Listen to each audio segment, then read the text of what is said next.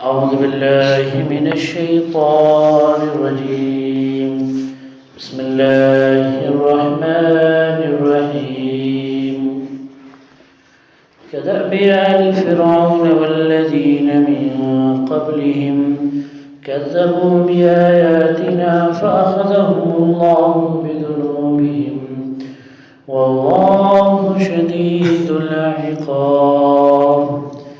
قل للذين كفروا ستغلبون وتحشرون إلى جهنم وبئس المهاد.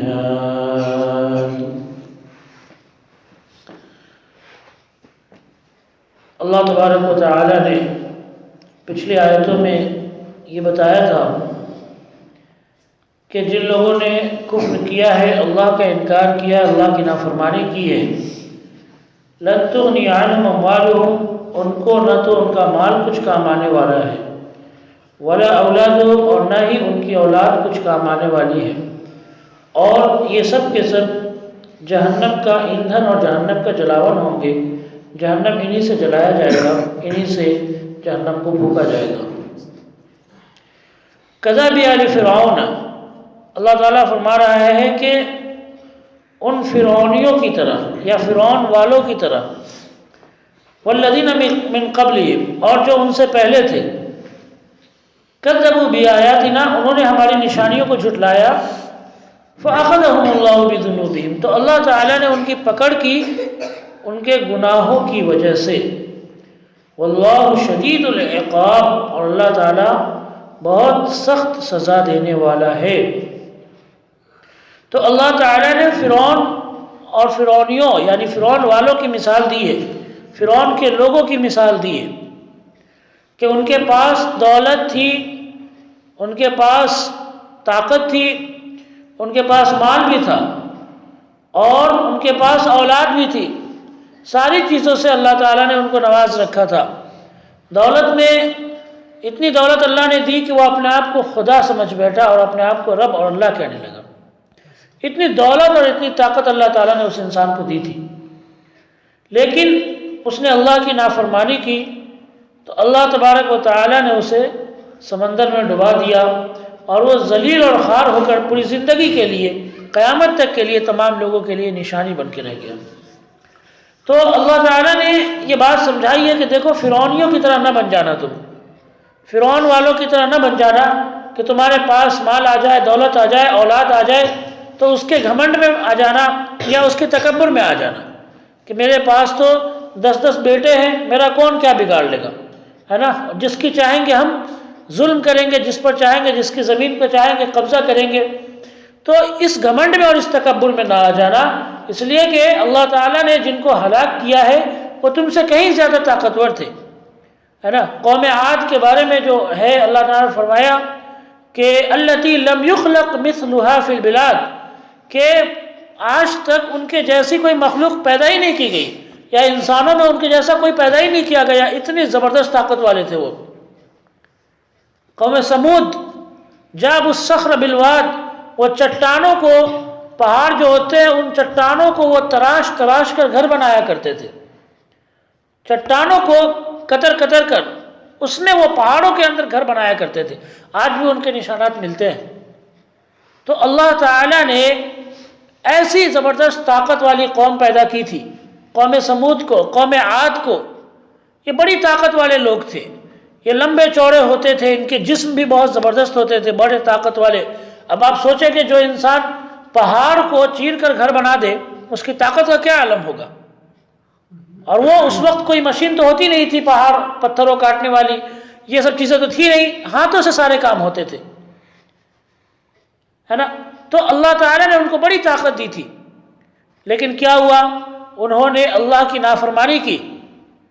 ان کو اللہ کی نافرمانی کی تو اللہ کا عذاب آیا، اور ایک چیخ آئی جس کی وجہ سے اتنی بھینکر چیخ تھی، اتنی بھینکر آواز تھی کہ اس آواز کی وجہ سے سارے کے سارے لوگ بے ہوش ہو گئے، کان کے پردے پھٹ گئے سب کے.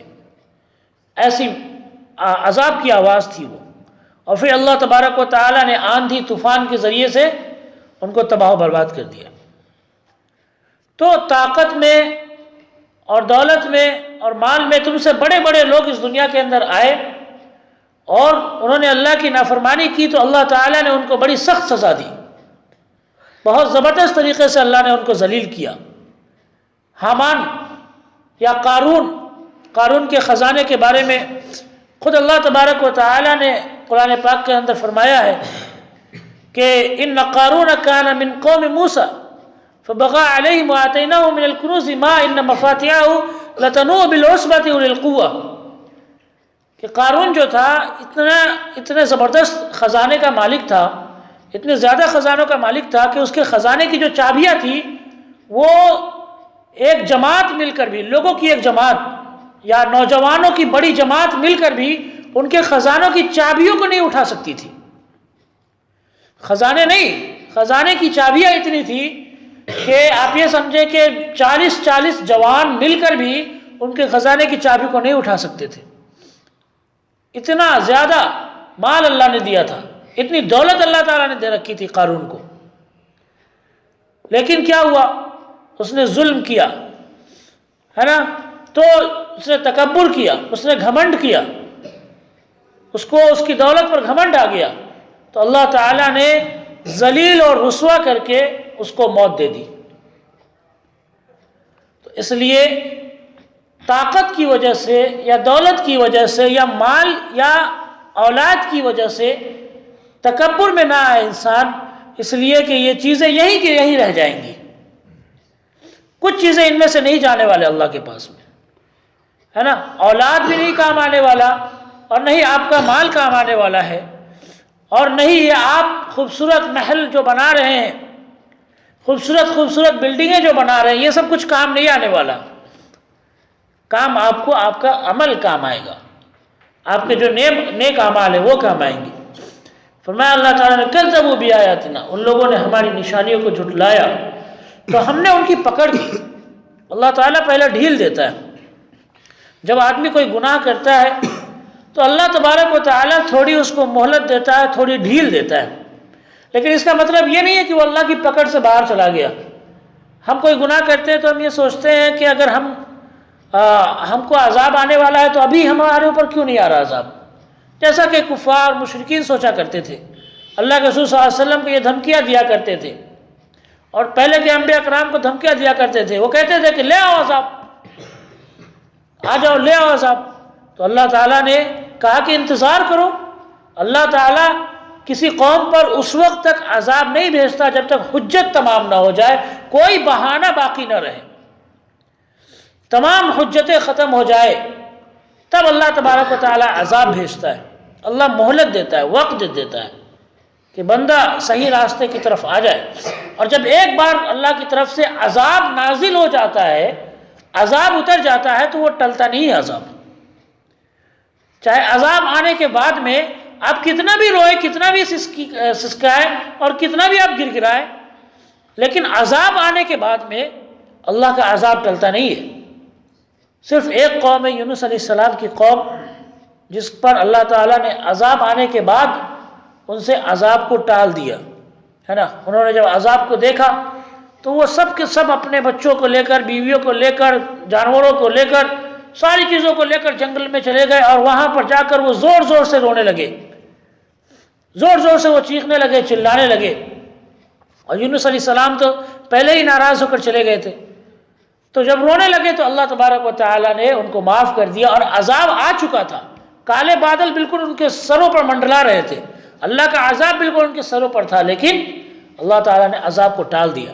یہ صرف اللہ تعالیٰ نے یونس علیہ السلام کی قوم کے ساتھ میں خاص طور سے کیا، باقی کسی اور کے ساتھ میں اللہ کا یہ دستور نہیں، اللہ کا قانون نہیں ہے کہ اللہ کا عذاب آنے کے بعد وہ ٹل جائے۔ فرمایا اللہ تعالیٰ نے واللہ شدید العقاب، اور اللہ بہت سخت سزا دینے والا ہے، اللہ بہت سخت سزا دینے والا ہے۔ سب سے سخت سزا دینے والا اگر کوئی ہے تو وہ اللہ تبارک و تعالیٰ ہے۔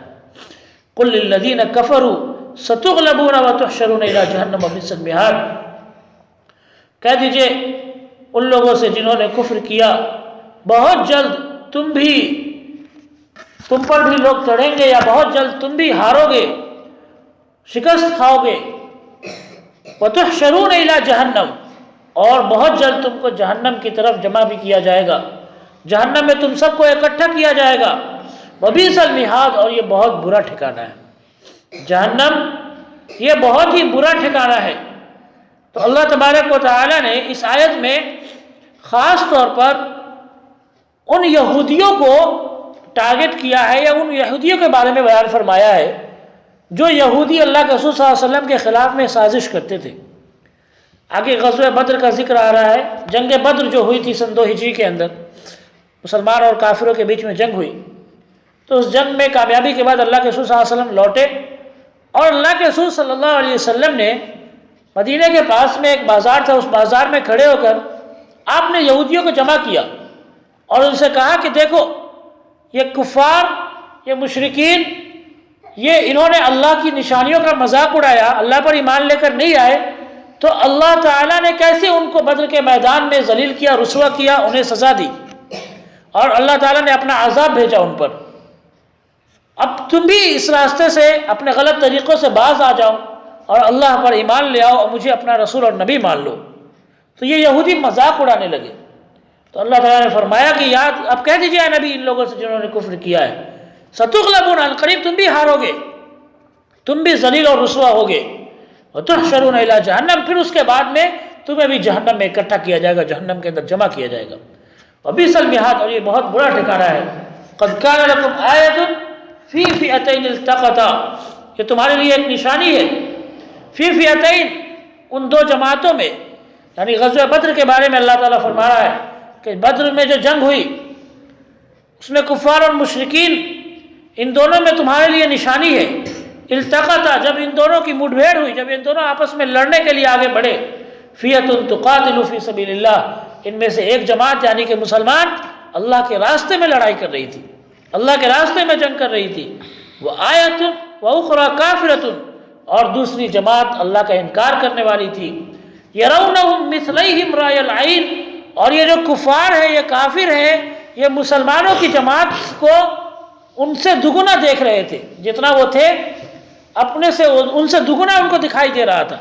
اللہ تبارک و تعالیٰ نے بدر کے میدان میں مسلمانوں کی بہت مدد فرمائی تھی۔ جب اللہ کے رسول صلی اللہ علیہ وسلم بدر کے دن رو رہے تھے اور آپ صلی اللہ علیہ وسلم بالکل ہی زار و قطار آنسو بہا رہے تھے اور ہاتھ اٹھائے آپ صلی اللہ علیہ وسلم دعا فرما رہے تھے، اور اس قدر آپ صلی اللہ علیہ وسلم ہاتھ اٹھاتے تھے کبھی آسمان کی طرف کہ اے اللہ، اگر یہ جماعت آج ہار گئی، آج یہ مسلمان ہار گئے، تو اس روئے زمین پر قیامت تک تیری عبادت نہیں ہوگی۔ اور اللہ کے رسول صلی اللہ علیہ وسلم روتے جاتے تھے اور ہاتھ کو اٹھاتے تھے، یہاں تک کہ آپ کی چادر بار بار گر جاتی تھی، اتنا اوپر تک آپ ہاتھ اٹھاتے تھے اور دعا فرماتے تھے۔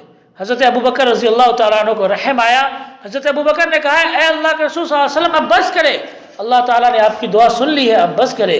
اللہ کے رسول صلی اللہ علیہ وسلم دعا کرتے جاتے، اور اس دن اللہ تعالیٰ نے وعدہ کیا، کس چیز کا وعدہ کیا؟ اللہ تعالیٰ نے وعدہ کیا کہ اللہ تعالیٰ 1000 فرشتوں کے ذریعے سے مدد فرمائے گا۔ تو غزوہ بدر کے اندر اللہ تعالیٰ نے 1000 فرشتوں کو بھیجا، اور خود کئی کفار و مشرکین جو بعد میں اسلام لائے ان کا بیان ہے، انہوں نے کہا کہ مسلمان جو اس وقت 313 کی تعداد میں تھے اور ہم 1000 تھے، تو مسلمانوں کی تعداد ہم سے زیادہ لگ رہی تھی، ہمیں 1000 لگ رہا تھا کہ یہ مسلمان 1000 ہے۔ اللہ تعالیٰ نے ان کی آنکھوں کے اندر یہ چیز ڈال دی تھی، اور مسلمان کافروں کو بہت کم معلوم ہو رہے تھے، مسلمان کافروں کو بہت کم سمجھ رہے تھے، ان کو ایسا دکھ رہا تھا کہ یہ لوگ بہت کم ہیں، بہت معمولی تعداد میں ہیں، بلکہ ہمارے برابر ہیں، ایسا ان کو دکھ رہا تھا۔ تو اللہ تعالیٰ نے اس دن مسلمانوں کی مدد فرمائی تھی۔ حضرت عبداللہ ابن عباس رضی اللہ تعالیٰ عنہ نے خود اس کے بارے میں سوال کیا کہ تم لوگ کیا ہمارے برابر ہو؟ ایک کافر سے سوال کیا کیا تم لوگ برابر ہو ہمارے بدر کے میدان میں؟ تو انہوں نے کہا نہیں، ہم تو 1000 ہیں۔ تو حضرت عبداللہ ابن عباس رضی اللہ تعالیٰ عنہ کو ایسا لگا دیکھنے میں کہ یہ لوگ بالکل ہی کم ہیں اور ہمارے برابر ہے، 313 کے ہی برابر ہے۔ تو اللہ تعالیٰ نے اس طرح سے مدد فرمائی۔ تو فرمایا اللہ تعالیٰ نے فئۃ تقاتل فی سبیل اللہ واخری کافرۃ یرونہم مثلہم رأی العین واللہ یؤید بنصرہ من یشاء، اور اللہ تبارک و تعالیٰ جس کی چاہتا ہے اپنی مدد کے ذریعے سے اس کو مضبوط کرتا ہے، اس کو طاقت بخشتا ہے اپنی مدد کے ذریعے سے جس کو چاہتا ہے۔ ان فی ذلک لعبرۃ لأولی الابصار، بے شک اس میں عبرت ہے، سبق ہے، کس کے لیے؟